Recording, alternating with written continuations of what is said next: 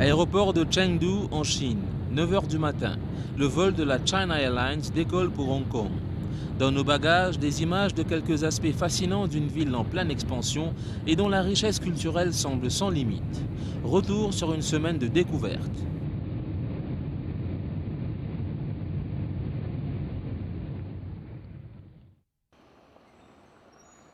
Nous sommes à 500 mètres d'altitude au sud de Chengdu. Century City est enveloppée par un manteau matinal. Il ne s'agit pas de pollution, cette brume de novembre est coutumière. Il est 8 h, les citadins se rendent au travail et pas seulement en bicyclette, sous le regard des plus anciens, adeptes du tai chi.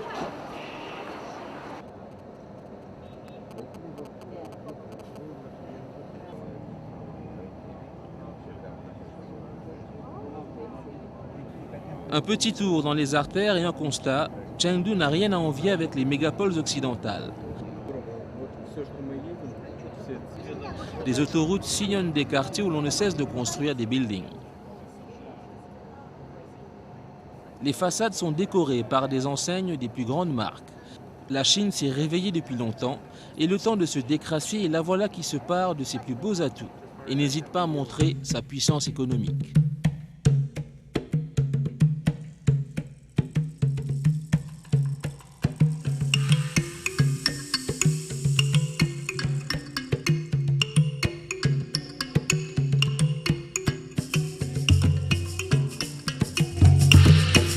Nous sommes dans le centre-ouest de la Chine, dans la plaine du Sichuan, au pied du plateau tibétain.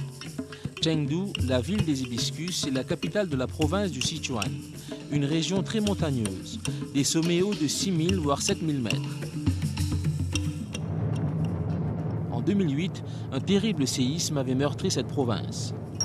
Cette ville, qui produit 80 millions de paires de chaussures chaque année, se développe et a besoin d'infrastructures, d'hôpitaux, d'universités, de lieux de détente et de facilités de transport. Il y aura prochainement un métro ici.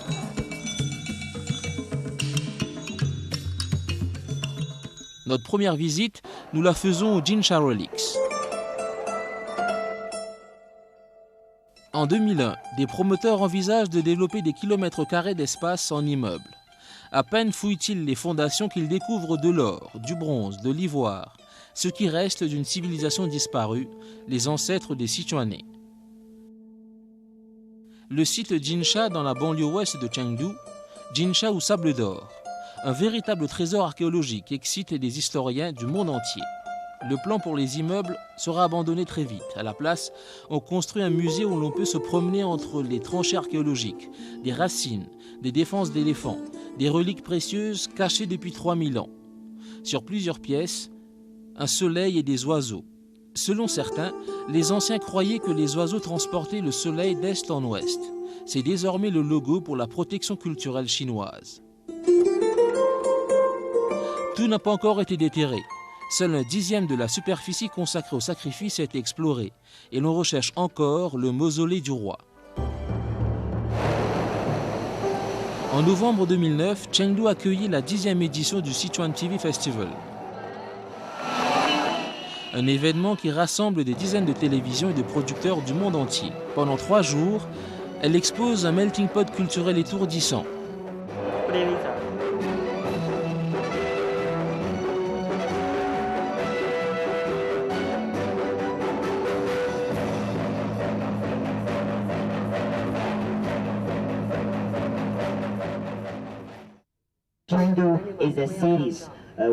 Aujourd'hui au programme, une visite du temple Wuwu. Nous sommes près de la vieille porte du sud de Chengdu. L'avenue de Wuwu est tout près. Le soleil a réussi une percée quelque peu tardive ce matin. La température est fraîche mais agréable. Le temple Wuwu a été construit durant la dynastie Tang en souvenir du ministre Zhuge Liang de Shu. Durant la période des 3 royaumes, ce ministre représentait la sagesse. Les 3 royaumes a eu lieu sous la dynastie Tang il y a 1800 ans. Au milieu des cyprès centenaires et des temples trônent 41 statues de personnalités, empereurs et autres officiels du royaume de Shu.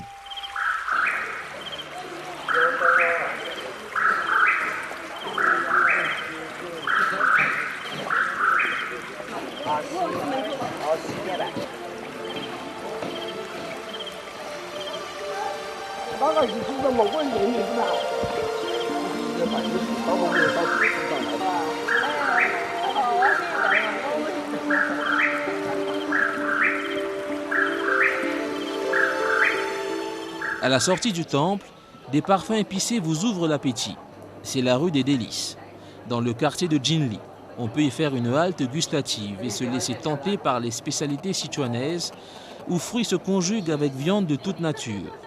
Tout cela sent très bon et vous enflamme le palais.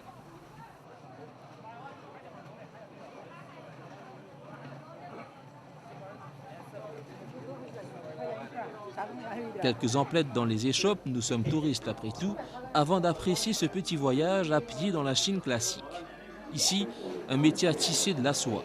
Là, une pharmacie où le ginseng est roi, mais il faut impérativement un interprète.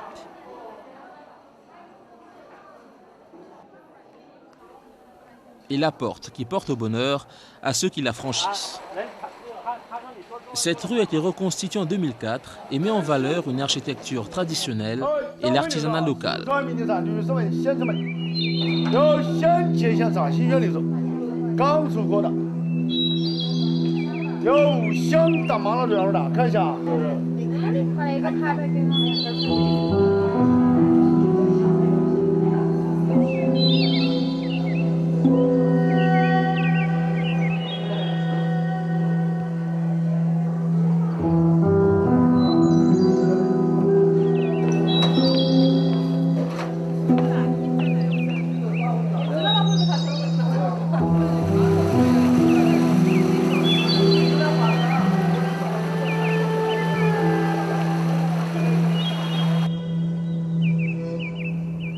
Nous sommes partis pour 1 heure de route. Notre guide n'a pas eu besoin de nous convaincre d'aller visiter le centre de recherche et d'élevage des pandas géants.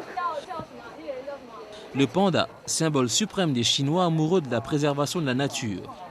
Ici, la seule commercialisation permise est celle des peluches.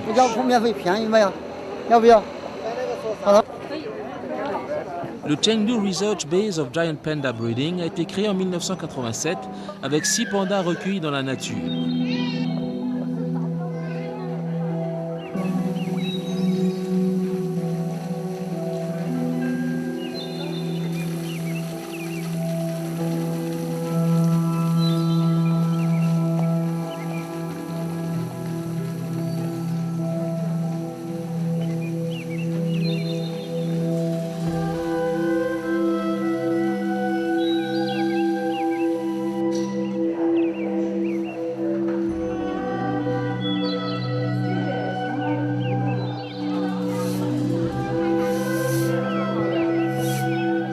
Il est si grand qu'il faut le visiter en voiturette.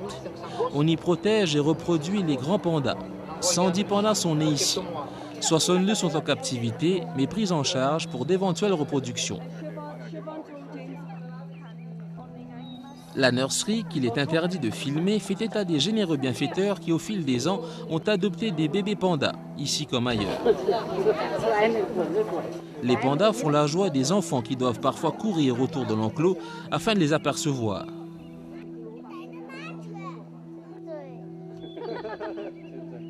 Les pandas jouent, mangent, font des galipettes, se battent, grimpent, se prélassent. Bref, ils s'occupent.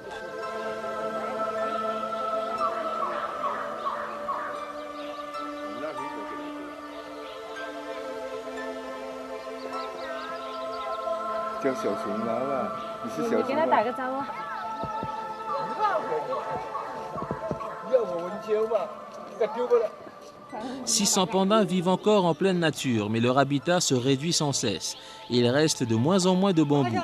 S'ils ne sont pas tués pour leur pelage, ils tombent dans des pièges tendus pour d'autres animaux.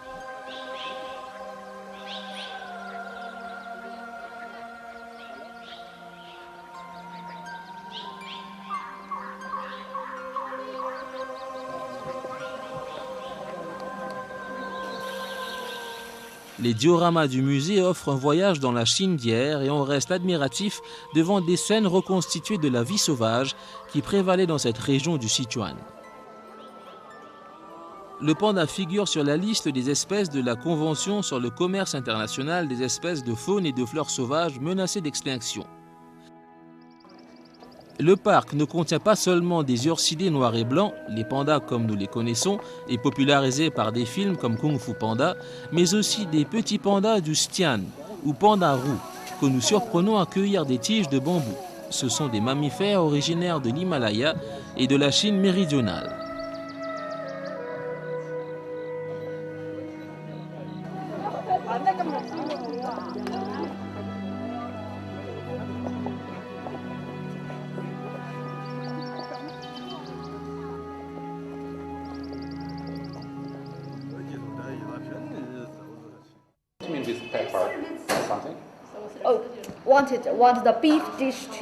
C'est l'heure du dîner. Avec nos compagnons du jour, les Russes, nous nous laissons tenter par un restaurant populaire qui aurait trouvé sa place à Chinatown à Port-Louis.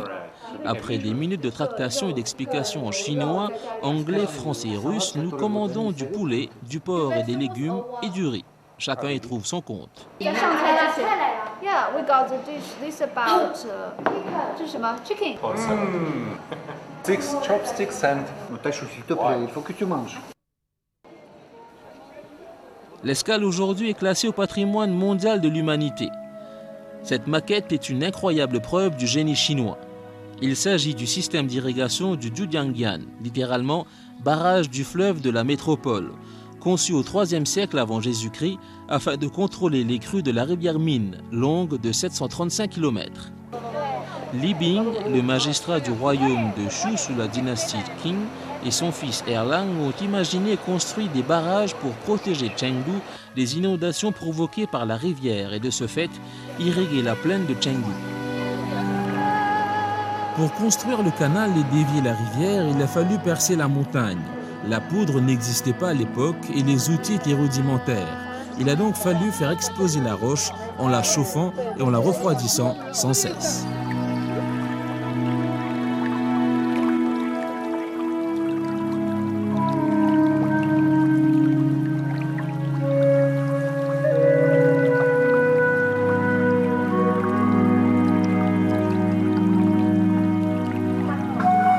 À Zhujiangyan, la science et la technologie jouent un rôle déterminant pour la survie des habitants de Chengdu, situé à 65 km plus bas. Le maître d'œuvre Li Bing a réussi un chef-d'œuvre en termes de conservation de l'eau, contrôlant le débit de la rivière Ming grâce à la géomorphologie et à la topographie de la région, et à des gabions. Ce site a été classé en 2000 et a dû subir des modernisations car le temps et les guerres l'ont malmené, mais les visiteurs restent subjugués devant ce que la volonté de l'homme peut réussir lorsqu'elle respecte la nature.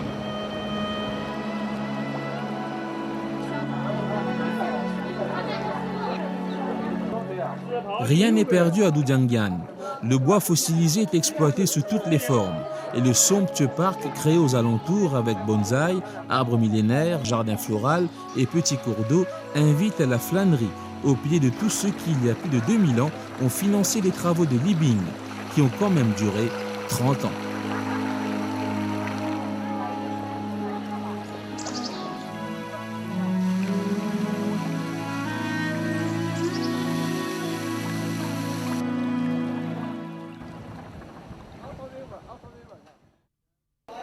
Dernière escale de notre carnet de route à quelques kilomètres du barrage, le mont Qingcheng au nord-ouest de Chengdu, inscrit conjointement au système d'irrigation de Zhujiangyan sur la liste du patrimoine mondial de l'humanité.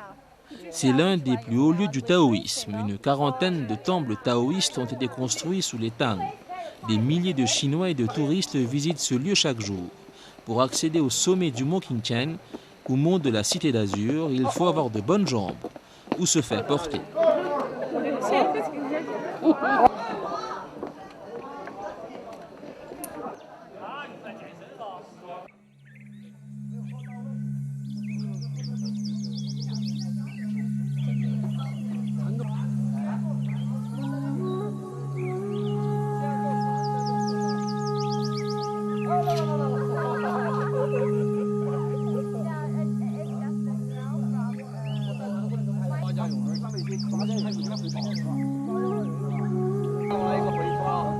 Un bac nous transporte ensuite au pied du pic Zhangren.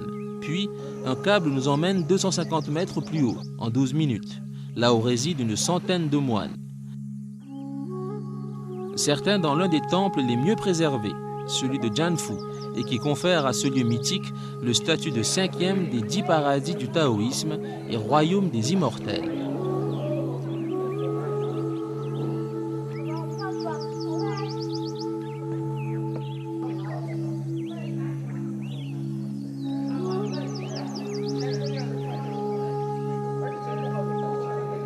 Le mouvement taoïste du Mont Qingtian a connu des débuts difficiles sous la dynastie des Han, mais il s'est ensuite développé et répandu pendant plus d'un millénaire. La majorité des temples taoïstes restaurés pendant la dynastie des Qing sont pratiquement intacts aujourd'hui encore.